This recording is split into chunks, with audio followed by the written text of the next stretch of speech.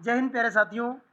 हम इस सेशन को आगे बढ़ाते हैं। पिछले सेशन में हम लोग चर्चा कर रहे थे हमारा अतीत, वन लाइनर, एसएसटी 60 नंबर का मैटर आपका कवर होने वाला है। अगर आप रीट की तैयारी कर रहे हो तो ये एसएसटी का है, आरबीएससी और एनसीईआरटी का समावेश है और यहाँ से प्रश्न काफ़ी बार एग्जाम में पूछा गया है। पिछले एग्जाम में आपने देखा होगा, तो इसी में से प्रश्नों का समावेश था। उसी श्रृंखला को मैं आगे बढ़ाते हुए आज फिर से सेशन को आगे बढ़ा रहा हूँ। आगे यदि आपने अभी तक हमारा चैनल सब्सक्राइब नहीं किया तो सब्सक्राइब कीजिए, वीडियो को लाइक कीजिए, शेयर कीजिए। चलिए शुरू करते हैं। बगैर किसी देरी के आपका समय खराब नहीं करेंगे हम, क्योंकि एग्जाम काफ़ी नज़दीक है और ये वन लाइनर आपके एग्जाम में 4 चांद लगाने वाला जैसा होगा। ठीक है, चलिए देखते हैं।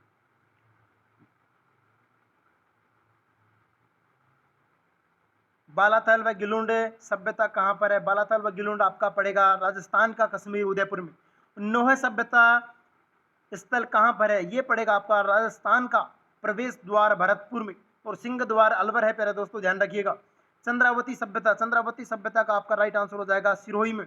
अगला प्रश्न है पश्चिमता सभ्यता। देखिए बहुत ही शानदार सवाल है और आज तक नहीं पढ़ा होगा, मैं दावा कर सकता हूँ। ये सवाल काफी बार एग्जाम में पूछा गया है। पश्चिमता सभ्यता का स्थल आपका राजसमंद जिला है। गणेश्वर सभ्यता का स्थल कहाँ पर स्थित है? तो गणेश्वर सभ्यता का स्थल आपका सीकर में कांतली नदी के तट पर। ये क्या है? अंतःप्रभा की नदी है और उस नदी के तट पर ये क्या है? विकसित हुई है गणेश्वर सभ्यता। इस सभ्यता को ये देखिए आप, तोरावाटी, इस नदी के प्रवाह क्षेत्र को तोरावाटी के नाम से जाना जाता है। अगला है आपका विराटनगर। विराट सभ्यता का स्थल आपके जयपुर में महाभारत काल के अवशेष मिलते हैं। गणेश डूंगरी, भीम डूंगरी, और यहाँ पर पांडवों ने अज्ञातवास के दौरान भी समय बिताया था। प्यारे दोस्तों यही पड़ेगा आपका जयपुर के विराटनगर तहसील में। अलवर जयपुर सीमा पर है ये विराटनगर। ठीक है। तरखन वाला डेरा ये पड़ेगा आपका राजस्थान के। अन्न का कटोरा गंगानगर में। सिंधु सभ्यता ईसा से कितने वर्ष पुरानी मानी जाती है? लगभग 2500 वर्ष पुरानी। वर्तमान से 4500 वर्ष पुरानी। देखिए ईसा से कितना? 2500। वर्तमान में क्या चल रहा है? 2000। 2000 प्लस 2500 4500। समझ आ गया होगा कॉन्सेप्ट। आगे बढ़िए। वैदिक सभ्यता एवं संस्कृति, अगला चैप्टर आपका। वेदों के लिखे जाने के आधार पर वैदिक काल को कितने भागों में बांटा गया? 2 भागों में बांटा गया, पूर्व वैदिक काल और उत्तर वैदिक काल। वेदों की संख्या कितनी है? प्यारे दोस्तों वेदों की संख्या है 4। ठीक है। सबसे प्राचीन वेद की बात की जाए तो आपका हो जाएगा ऋग्वेद। सबसे प्राचीन वेद है ऋग्वेद। यज्ञों में प्रयुक्त होने वाला मंत्र किस वेद से मिलता है? यज्ञों में प्रयुक्त होने वाला मंत्र आपका यजुर्वेद से मिलता है। कौन से वेद से मिलता है? यजुर्वेद से। देवताओं की पूजाओं के सभी मंत्र सामवेद में मिलेंगे आपको। सामवेद में देवता की पूजा के मंत्र मिलेंगे। भारतीय संगीत का उद्भव सामवेद से हुआ। किससे हुआ? भारतीय संगीत का उद्भव सामवेद से हुआ। चिकित्सा विज्ञान का ज्ञान अथर्ववेद से हुआ। वेदों के कितने भाग हैं? 4। संहिता, ब्राह्मण और अरण्यक और उपनिषद। वेदों के कितने भाग हैं? 4 भाग हैं। संहिता, ब्राह्मण, अरण्यक, उपनिषद। अगला प्रश्न देखिए। जीवन में मृत्यु से जीवन में मृत्यु तक कितने संस्कार होते हैं? 16 संस्कार होते हैं। ठीक है। अगला देखिए। वैदिक संस्कृति में मानव जीवन को कितने आश्रमों में बांटा गया है? वैदिक संस्कृति में मानव जीवन को 4 आश्रम में बांटा गया है। ब्रह्मचर्य, गृहस्थ, वानप्रस्थ और संन्यास। आप लोगों ने कितने आश्रम कंप्लीट कर लिए? कमेंट सेक्शन में कमेंट करके बताइएगा प्यारे दोस्तों। वर्ण व्यवस्था के आधार पर कर्म। देखिए वर्ण व्यवस्था का आधार क्या था? वर्ण व्यवस्था का आधार था प्यारे दोस्तों कर्म था। क्या था? कर्म। आर्यों के राजनीतिक जीवन का मूल आधार किसे माना गया? अगर मैं बात करूं आर्यों के राजनीतिक मूल आधार का, तो यहाँ पर कुटुंब को माना गया। वसुदेव कुटुंबकम ये सुना ही होगा आपने। ठीक है। संपूर्ण पृथ्वी मेरा परिवार है। वैदिक संस्कृति में कुटुंब किसके लिए हुआ? परिवार के लिए हुआ। देखिए शब्द शब्द से प्रश्न बन सकता है। कुटुंबों से मिलकर होता है क्या बनता है? परिवारों से मिलकर बनेगा आपका ग्राम, और ग्रामों से मिलकर क्या बनेगा? विश्व। विश्व का मुखिया विश्वपति। विश्व के समूह का, विश्व से किस समूह का निर्माण होता है? जन। जन का शासक क्या कहलाता है? राजन या जनपति कहलाता है। देखिए छोटे छोटे सवाल है। वो कहावत है ना, सतसैया के तीर दीकन में छोटे लगे घाव करे गंभीर। तो ये ऐसे प्रश्न हैं जो हमें ऐसा लगता है ये भी कोई प्रश्न पढ़ा रहे हो सर, ये परंतु ये एग्जाम में आ जाते हैं प्यारे दोस्त और ये गलत हो जाते हैं, इसलिए हम आपको ये सेशन लेकर आए हैं। ठीक है। देखिएगा जन का शासक क्या कहलाता है? राजन या जनपति कहलाता है। आर्यों का मुख्य व्यवसाय, आर्य क्या करते थे? कृषि करते थे। वैदिक काल में खिल्ले भूमि किसे कहा जाता था? वैदिक काल में खिल्य भूमि बंजर भूमि को कहा जाता था। किस भूमि को कहा जाता था? बंजर भूमि को। वैदिक सभ्यता में व्यापारी को क्या कहा जाता था? पणी कहा जाता था। वैदिक सभ्यता में व्यापारी को पणी कहा जाता था। ऋग्वेद में किस सिक्के के बारे में पता चलता है? तो ऋग्वेद में सिक्के के बारे में पता चलता है निष्क सिक्के के बारे। किस सिक्के के बारे में? निष्क सिक्के के बारे। वैदिक सभ्यता में व्यापार की कौन सी पद्धति प्रचलित थी? तो यहाँ पर आपका राइट आंसर हो जाएगा वस्तु विनिमय पद्धति। कौन सी पद्धति? वस्तु विनिमय पद्धति प्रचलित थी प्यारे दोस्तों। ठीक है, आगे देखिए। अब देखिए यहाँ पर क्या है, एक तो तत्कालीन नाम, उस समय के नाम और वर्तमान नाम। तो इनका ये प्रश्न काफी बार एग्जाम में आया हुआ, सुमेलित करवा लेता आपसे एग्जामिनर बड़ा स्मार्ट हो गया आजकल। आजकल टू दी पॉइंट वाले प्रश्न कम आ रहे हैं और मिलान कीजिए, सत्य कथन का चयन कीजिए, असत्य कथन का चयन कीजिए, आजकल इस तरह के सवाल आने लग गए। तो यहाँ पर आपका तत्कालीन नाम, देखिए उस समय का नाम पूछा है आपसे, एक तो हो जाएगा। अभी हमें उस समय के नाम और आधुनिक नाम दोनों के मिलान करते हुए चलेंगे। उस समय का नाम है कुंभा और आज क्या है? काबुल है। कुर्मुदा, कुणम, गोमती, गोमल, सुवस्तु, स्वात, ये क्या है नाम है, ध्यान रखिएगा। सिंधु, सिंध, वितिस्ता, झेलम, विपासा, व्यास, परुष्णी, रावी, अस्किनी, चिनाब, सदुद्री, सतलज, दृश्यवती, सरस्वती, ये क्या है? प्राचीन नाम और नवीन नाम से इनको सम्मिलित करवाएगा।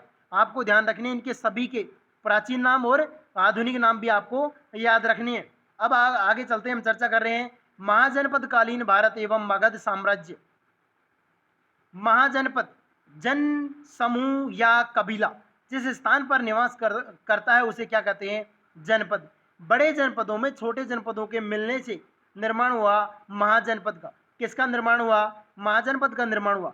महाजनपदों की अगर मैं संख्या की बात करूं तो इनकी संख्या 16 है प्यारे दोस्तों। 16 महाजनपदों की जानकारी जैन ग्रंथ भगवती सूत्र और बौद्ध ग्रंथ अंगुत्तर निकाय में मिलती है। 16 जनपदों की राजधानी भी एग्जाम में पूछ लिया गया है, सुमेलित करवाया गया है। पिछले रीट में भी आया था सवाल, इस बार भी आएगा और आप देख लीजिएगा, छाप लीजिएगा। आज ही हम बता देते हैं आपको ये टू दी पॉइंट रटी होनी चाहिए। विद इन 30 सेकंड में आपको जैसे ऐसे याद होना चाहिए। अंग मगध काशी कौशल वज्जी वल्ली चेदी वत्स असमक गुरु कुरु पांचाल, ऐसे मतलब फटाफट, जैसे आप जन गण मन याद करते हो ना 52 सेकंड में, तो ऐसे बिल्कुल रटा हुआ होना चाहिए, गलत नहीं होगा ये सवाल। देखिए अंग की राजधानी, अंग महाजनपद की मैं राजधानी की बात करता हूँ, तो यहाँ पर आपका हो जाएगा अंग की चंपा। अब इसको याद कैसे रखोगे? हाय राम, अचंबा हो गया भाई। कैसे याद करोगे? हाय राम, अचंबे वाली बात हो गई। ये तो क्या हो गई? अचंबे वाली बात। आपको यकीन नहीं होता ना कई बातों पर, जैसे रीट कैंसिल हुआ, आपको यकीन नहीं हुआ होगा, ये बड़ी खतरनाक न्यूज। तो ये क्या है? ऐसे अचंबा, ऐसे अंग और जैसे चंपा। ठीक है। मगध, मगध का क्या हुआ? पाटलिपुत्र, ये तो आपको याद ही है, काफी बार ये चंद्रगुप्त और चाणक्य को आपने एपिसोड भी देखे होंगे, ये भूलोगे नहीं आप। काशी, काशी का प्राचीन काशी विश्वनाथ मंदिर वाराणसी में है, बिल्कुल ये वर्तमान में काफी न्यूज वगैरह में चर्चा में रहता है, आप इसको ऐसे याद रख सकते हो। देखिए कोसों दूर क्या है? देखिए कोस या नमक होता है, जो कोसों दूर से ले जाया जाता है उसे कोस या नमक कहते हैं। तो आप याद रखिए कोसरा, यह कोसो, कोसे, कौशल और सा से श्रावस्ती, वज्जी से वैशाली। देखिए वीवी, वज्जी वैशाली याद रखिएगा। मैं ऐसे मल्ल को कैसे याद रखोगे? मैं कुशीनारा पावा, मैं कुशीनारा पावा, मल्ल कुशीनारा पावा। चेदी से चेस करेंगे। देखिए आप चेस करते हो ना, चेस कब करते हो? चेस करते हैं, चेस, ये चेस। तो ये हो जाएगा चेदी से शक्तिमती, चे से चेदी और चे से शक्तिमती। वत्स, वत्स हे वत्स, बोलो क्या चाहिए? बोलो मेरे को कौशाम्बी चाहिए महाराज, मेरे को कौशाम्बी चाहिए। महाराज से बोल दो, हे महाराज मेरे को क्या चाहिए? कौशाम्बी चाहिए। कुरुक्षेत्र, ये इंद्रप्रस्थ आपका चर्चा में रहता है। पांचाल, आई छत्रपुर कांपिल्य, मत्स्य विराटनगर, ये आपको याद होगा। सूरसेन मथुरा, अस्मक पोतन, ये क्या है? अस्मक पोतन अवंती, उज्जैनी माहिष्मती, कंबोज, कराजपुर, इसको ऐसे याद रख सकते हैं हम लोग, कराजपुर, राजपुर नहीं है, कराजपुर है, कंबोज राजपुर, गांधार, तक्षशिला। ये तो 16 राजधानी उनकी मैंने कुछ ट्रिक बताई, कुछ आप याद रखिएगा, कुछ एक ट्रिक बता दी मैंने और ये आपको याद हो जानी चाहिए, गलत नहीं होगा। ये सेशन बहुत ही कामयाब रहेगा आपके लिए, क्योंकि एग्जाम में आपको सवाल मिलेंगे ना, तब आप हमें याद करेंगे। उससे पहले तो आप लाइक शेयर सब्सक्राइब ही नहीं कर रहे। क्यों नहीं कर रहे? क्योंकि ऐसे ही पढ़ाते रहते हैं, यूट्यूब पर बहुत सारी क्लासें आती हैं, परंतु जब एग्जाम में मिलेगा तब आप खुद आओगे, चैनल को सब्सक्राइब भी करोगे, वीडियो को लाइक भी करोगे, कमेंट सेक्शन में कमेंट करके बताओगे। शायद आज मेरा राजकीय सेवा में चयन हो गया तो मैं आपको बहुत बहुत अग्रिम बधाइयाँ भी दूंगा। तो उसके लिए देखिए उन क्षणों पर मत जाइए, भावनाओं में मत भइए, उनके लिए काफ़ी इंतजार करना पड़ेगा। तो अभी आप पढ़ाई पर आ जाइए वापस। चलिए देखिए, महाभारत काल में किस महाजनपद में पांडवों ने, देखिए मैं पहले ही चर्चा कर चुका, मत्स्य जनपद की राजधानी विराटनगर में पांडवों ने अज्ञातवास के दौरान समय बिताया था और यहाँ पर ही बाणगंगा नदी का उद्गम हुआ था, जो राजस्थान की रोंडित नदी, इसको रोंडित नदी का दर्जा 2012 में दिया गया। पहले दोस्तों, महाजनपद काल का सबसे शक्तिशाली जनपद काशी था और यहाँ पर रामायण काल किस महाजनपद की राजधानी अयोध्या, ये कौशल महाजनपद की राजधानी थी। ठीक है, बौद्ध काल में कौशल की राजधानी, बौद्ध काल, देखिए रामायण काल की, यह बहुत ही गजब का सवाल बनेगा, इन दोनों प्रश्नों पर स्टार लगा लीजिएगा, ये एग्जाम ओरिएंटेड प्रश्न है।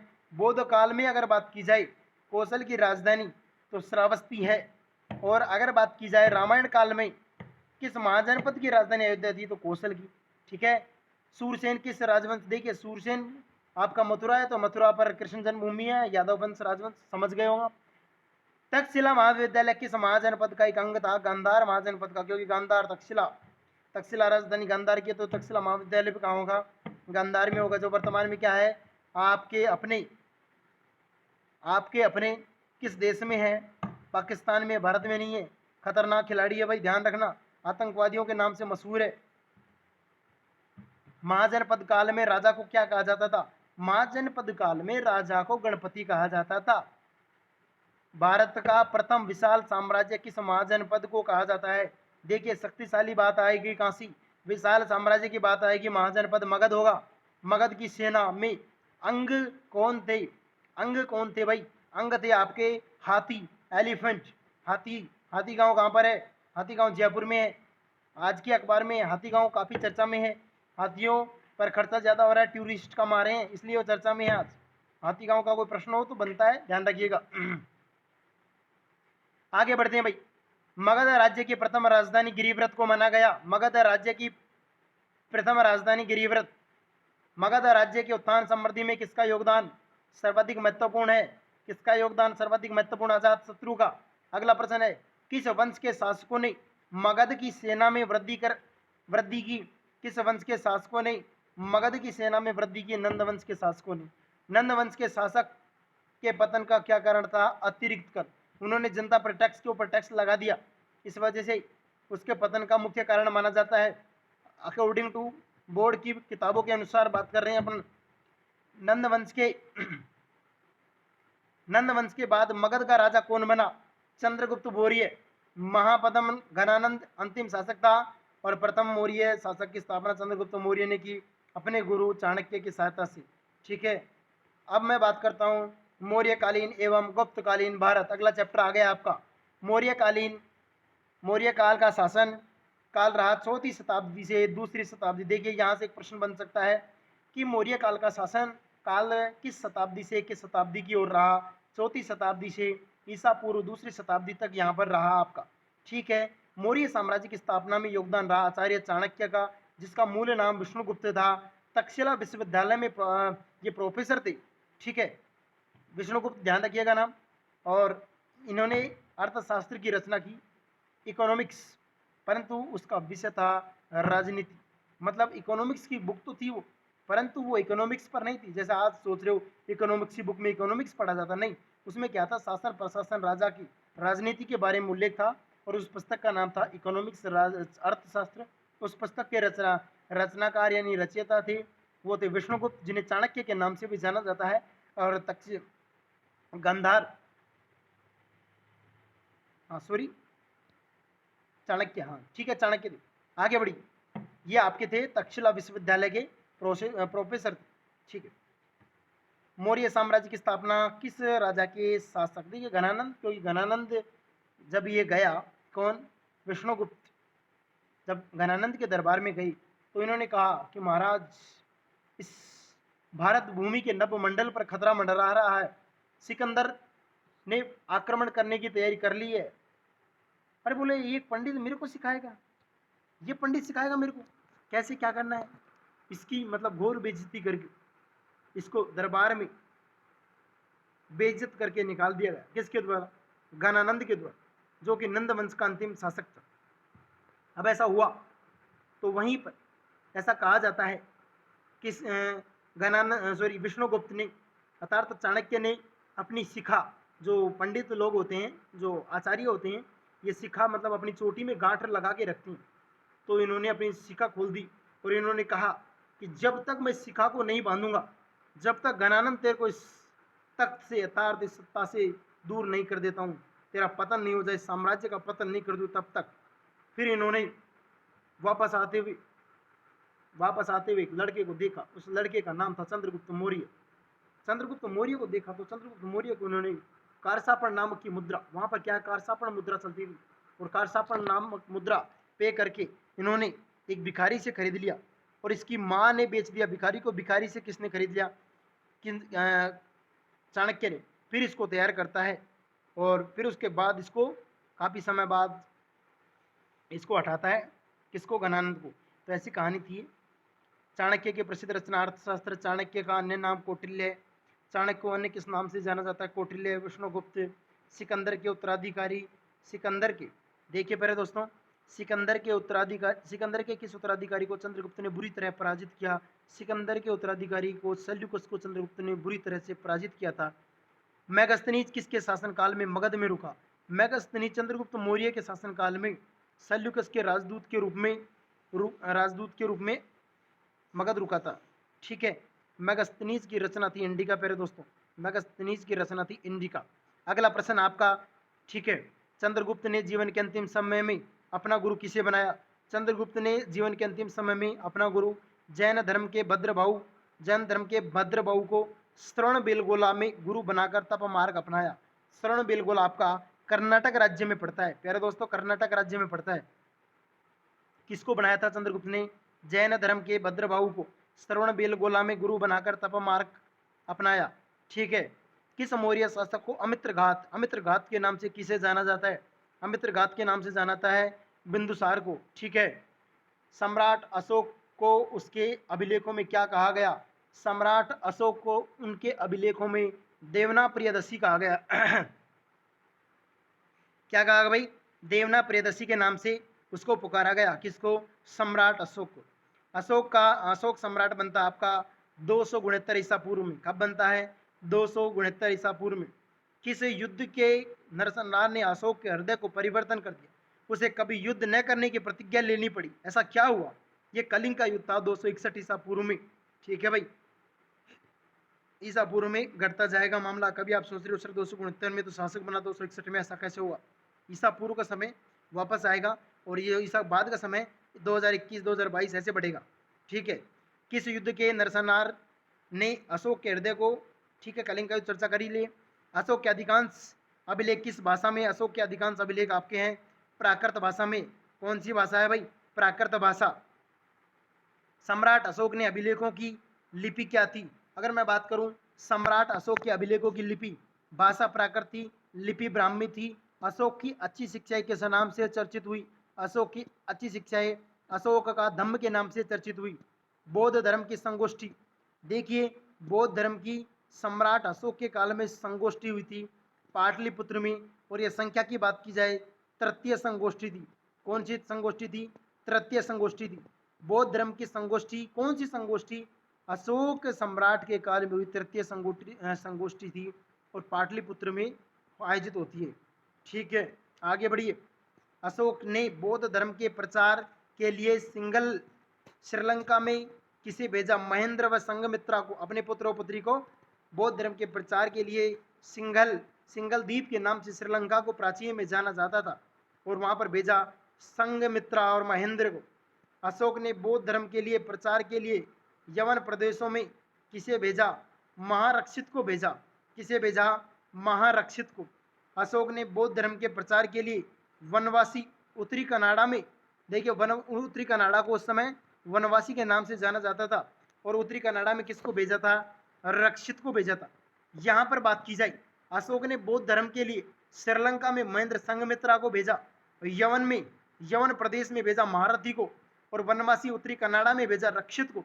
देखिए बहुत शानदार सवाल है, काफी बार एग्जाम में पूछा गया और रिपीट होंगे इनमें से। ये क्या है, बहुत ही एग्जाम ओरिएंटेड सवाल है प्यारे दोस्तों। आगे देखिए, महारक्षित हो गया। अशोक ने बौद्ध धर्म के प्रचार के लिए वनवासी को रक्षित को भेज दिया। ठीक है, आगे बढ़िए। अशोक ने बौद्ध धर्म के प्रचार के लिए स्वर्ण भूमि पेंगू में किसे भेजा? पेंगू में भेजा प्यारे दोस्तों, सोन व उत्तरा को भेजा। पेंगू में किसको भेजा? सोन व उत्तरा को। मौर्य साम्राज्य के पतन के बाद सबसे बड़ा साम्राज्य किसका रहा? कुषाण वंश का रहा। प्रथम कुषाण शासक कौन था? कनिष्ठ था। कौन था भाई? कनिष्ठ।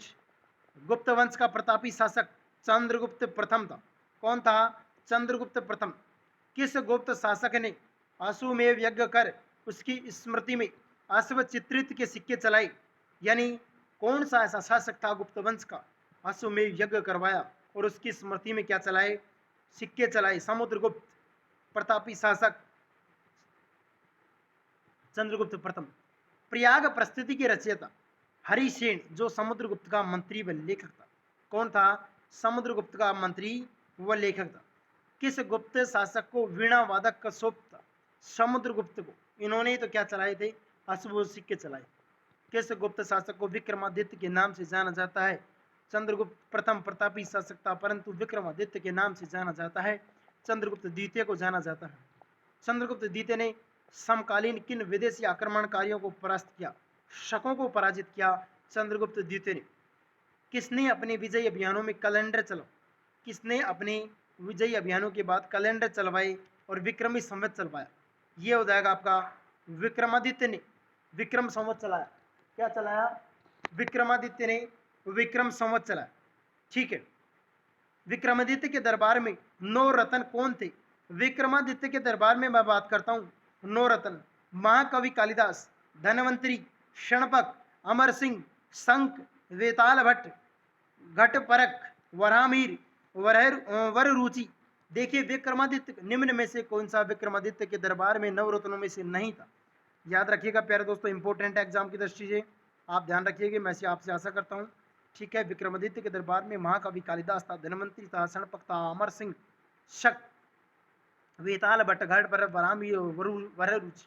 ठीक है, ये 9 रत्न थे विक्रमादित्य के दरबार के। आगे है, कौन सा चीनी यात्री विक्रमादित्य के काल में भारत आया?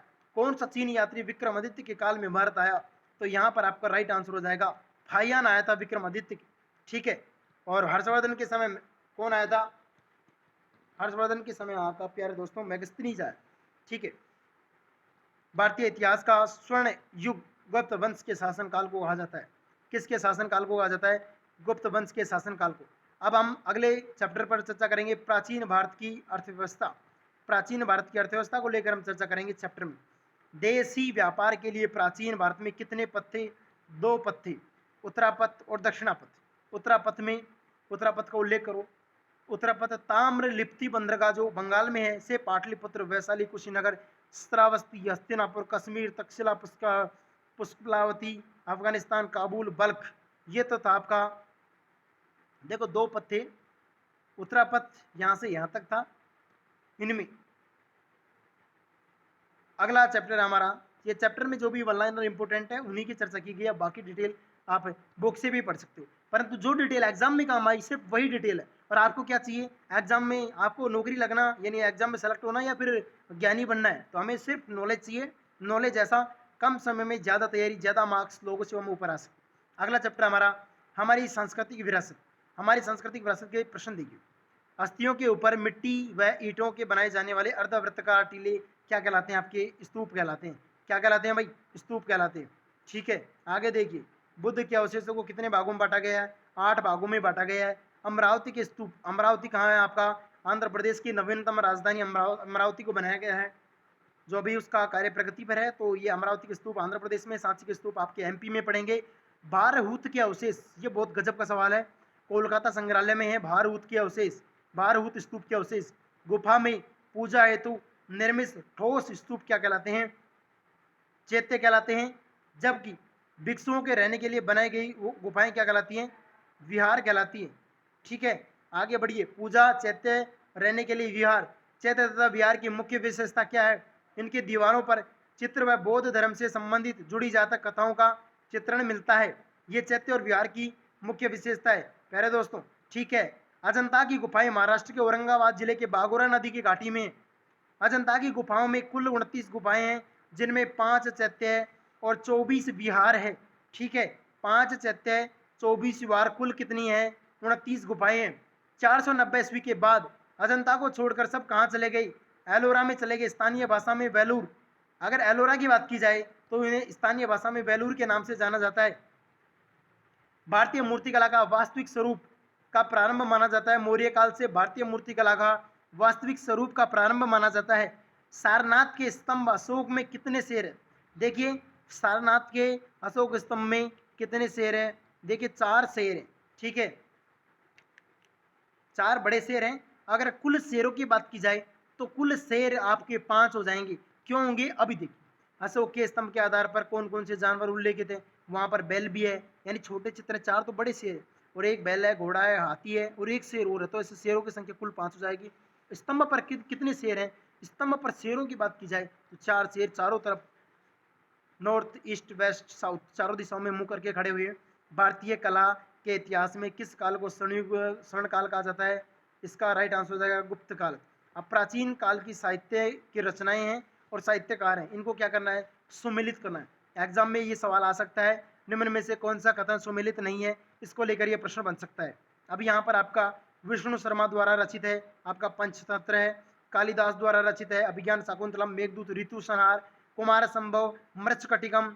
अमर सिंह द्वारा, देखिए मृच्छकटिकम नहीं है, सॉरी, शूद्रक द्वारा मृच्छकटिकम, अमर सिंह द्वारा अमरकोश, और सम्राट हर्ष द्वारा रत्नावली। एनपीआर रत्नावली, नागावली और प्रियदर्शिका।